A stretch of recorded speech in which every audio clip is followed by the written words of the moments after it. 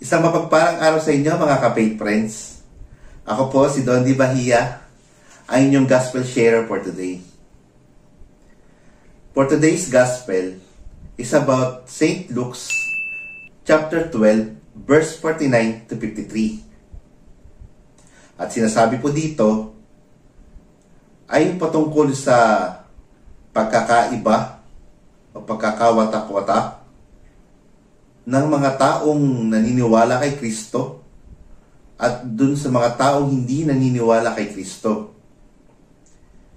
Ito yung malaking rason kung bakit nagkakaroon tayo ng kaguluhan o pagkakaroon ng hidwaan between sa believer at non-believers.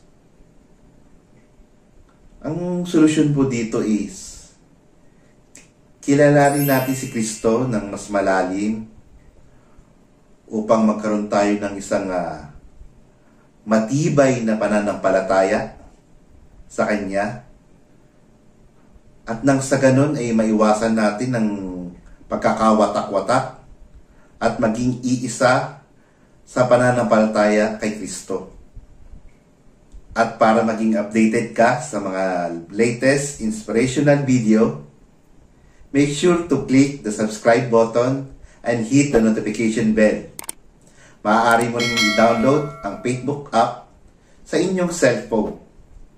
Pwede mo rin bisitahin ang ating website sa www.faithbook.com. God bless you po.